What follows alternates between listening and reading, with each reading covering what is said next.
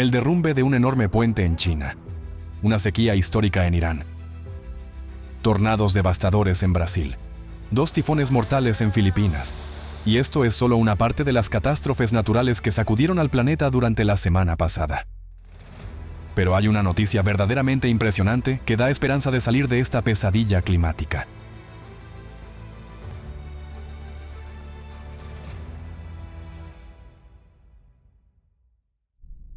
Brasil.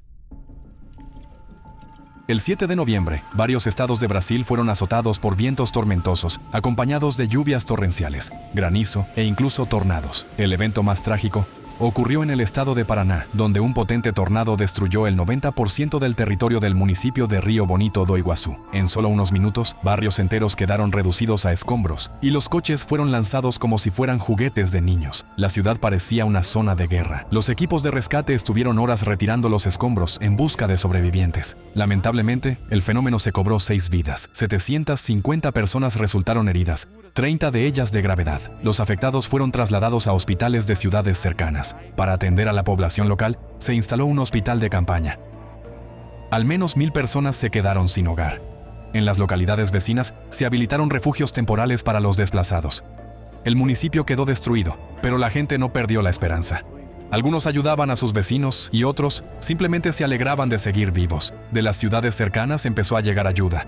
Voluntarios y residentes trabajaron juntos para despejar las calles y recoger los escombros. Uno de los afectados dijo: "El viento se llevó todo, excepto la voluntad de vivir". El tornado devastador que golpeó la ciudad de Río Bonito do Iguazú se convirtió en uno de los más potentes del planeta este año y en el más trágico de la historia moderna de Brasil. A partir del análisis de la magnitud de los daños, los especialistas lo clasificaron como un tornado de categoría EF4, con vientos de entre 250 y 300 kilómetros por hora. El análisis del terreno y las imágenes de radar confirmaron que otros 3 tornados se formaron en el estado vecino de Santa Catarina, donde causaron daños significativos en 3 municipios. La tormenta provocó fuertes lluvias en la zona central y norte del estado de Río Grande do Sul.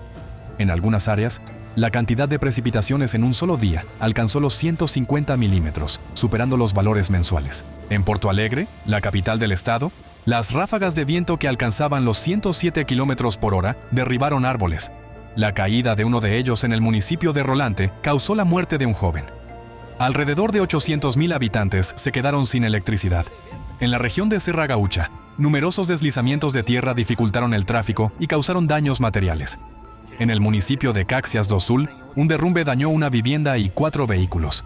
Afortunadamente, nadie resultó herido. Y en el estado de Paraná, la destrucción fue tan extensa que al menos 14 ciudades declararon el estado de emergencia.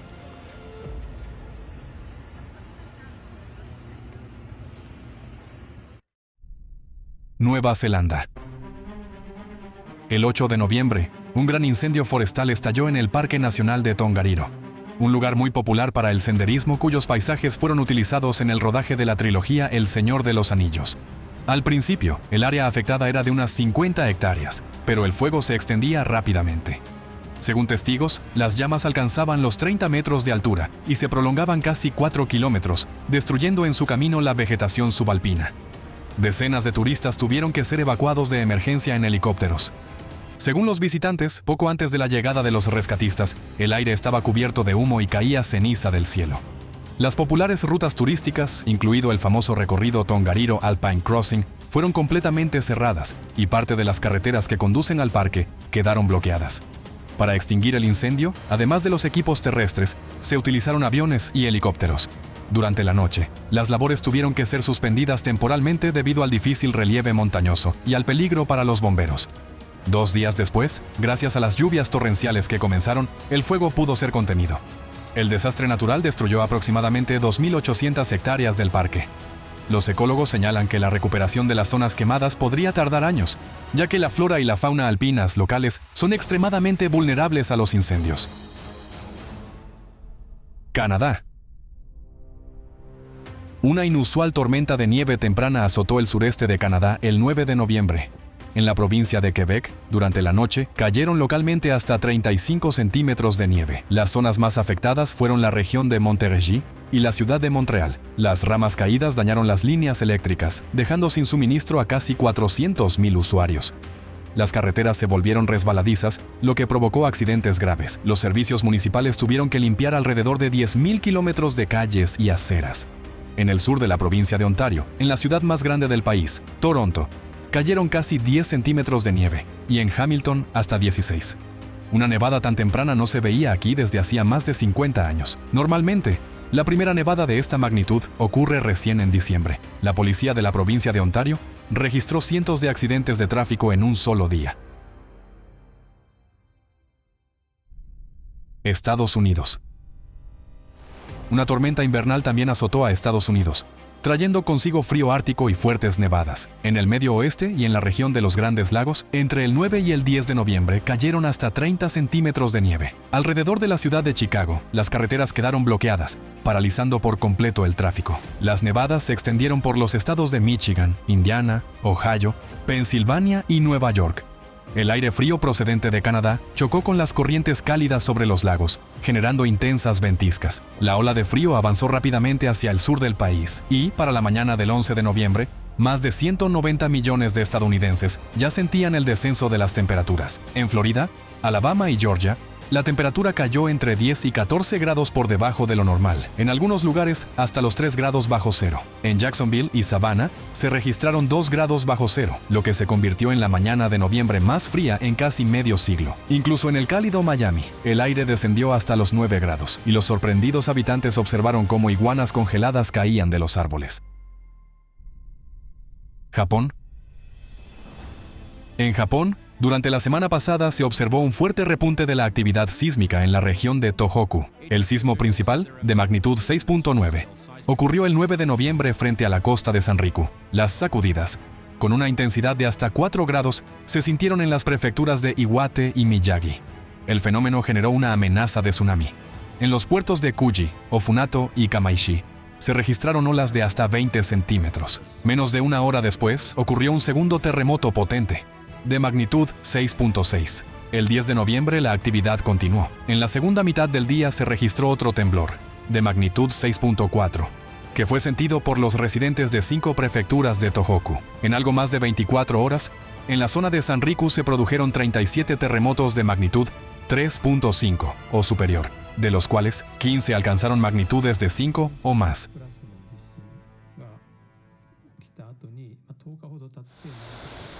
Tifón Kalma-Egi.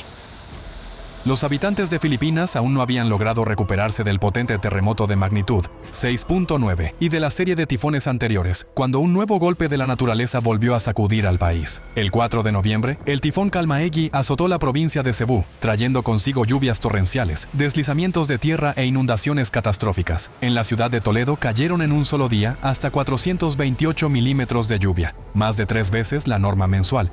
La mayoría de las infraestructuras hidráulicas de la región están diseñadas para resistir un máximo de 5 metros de agua, y las más sólidas, hasta 10, pero el tifón trajo 12 metros, más de lo que podían soportar las estructuras existentes. Como resultado, el agua descendió desde las montañas hacia las zonas residenciales. En algunos lugares, su nivel superó los 3 metros, inundando barrios completos, y algunas zonas pobres con viviendas precarias fueron completamente arrasadas por las poderosas corrientes. Los habitantes comentaban que habían vivido tifones antes, pero que Kalma-Egi era distinto, demasiado fuerte. Cuando el agua retrocedió, se hicieron evidentes las dimensiones de la devastación. La gente retiraba gruesas capas de lodo y escombros, intentando encontrar algo que pudiera recuperarse.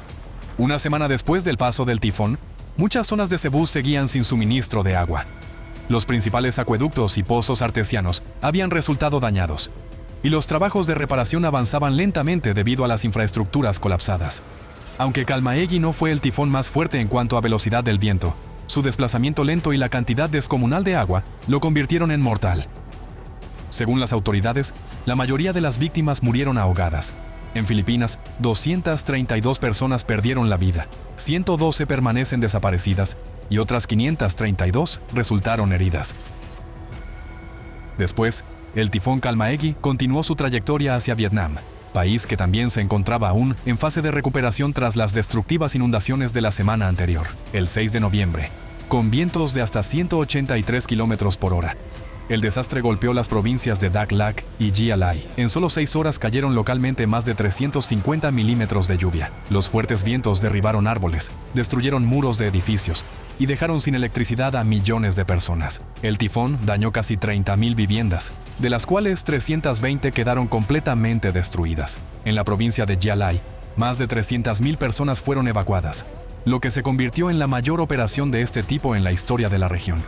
Según las autoridades, gracias a estas medidas preventivas, se logró evitar un número masivo de víctimas, aunque el desastre aún así se cobró 5 vidas y 3 personas permanecen desaparecidas.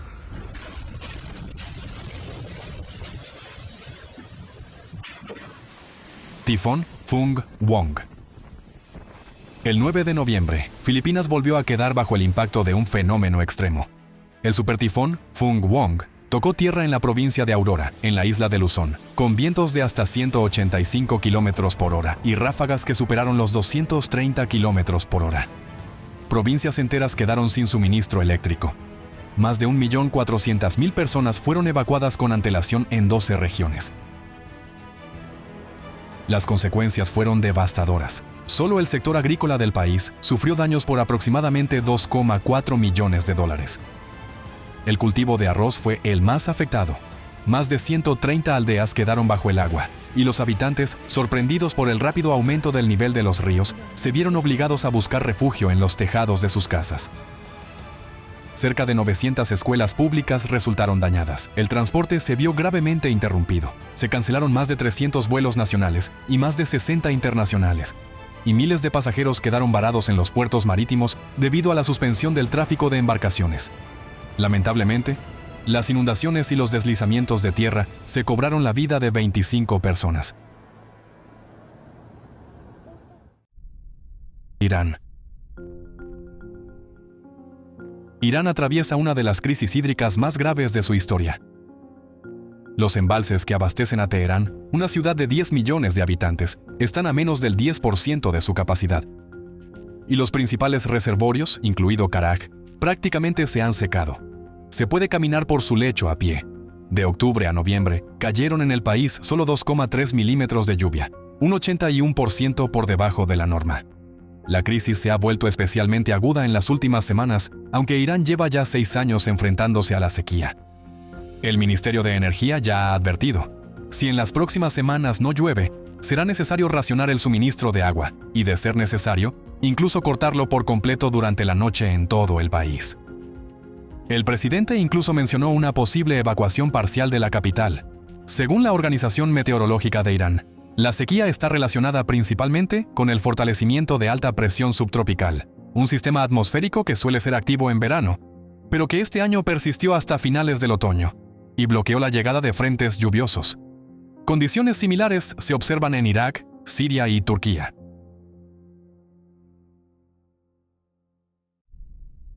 China. El 11 de noviembre, en la provincia de Sichuan, se derrumbó parcialmente el recién construido puente Hongqi, conocido como el Puente entre las Nubes, inaugurado en enero de 2025. Un día antes, el 10 de noviembre, los inspectores habían detectado grietas de unos 10 centímetros de ancho en la estructura del puente y en el talud adyacente, lo que representaba un riesgo para la seguridad, por lo que se impuso una restricción temporal del tráfico. Al día siguiente, la deformación del talud aumentó.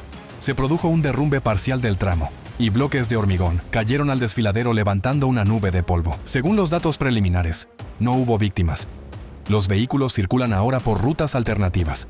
Una semana antes, en la provincia de Yunnan, tras lluvias prolongadas, se produjeron grandes desprendimientos de laderas y hundimientos del pavimento en un tramo de la autopista de alta velocidad Nanjing, inaugurada hace apenas 3 años. El 5 de noviembre se restringió el tráfico en las zonas afectadas y se habilitaron desvíos.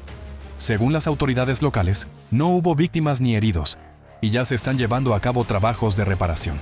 En las redes sociales se debate si hubo irregularidades durante la construcción, pero las conclusiones definitivas las dará la pericia técnica. Sin embargo, es evidente que los fenómenos naturales no solo se intensifican rápidamente, sino que también cambian sus características, y que ni siquiera las tecnologías más modernas, ni el estricto cumplimiento de las normas garantizan ya la seguridad y la estabilidad de las infraestructuras.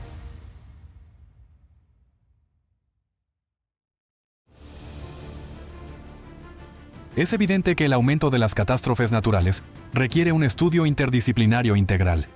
El mundo necesita no solo una ciencia observacional, sino investigaciones fundamentales y aplicadas que ayuden en la práctica a mitigar las consecuencias de los desastres climáticos y a eliminar sus causas. Y aquí llega una noticia realmente importante. Ya está en funcionamiento el Centro Global de Investigación ALATRA. No es una estructura formal creada con fines de presentación de informes, sino una plataforma científica internacional donde científicos de distintos países trabajan juntos con un objetivo común: salvar la vida y el futuro del planeta.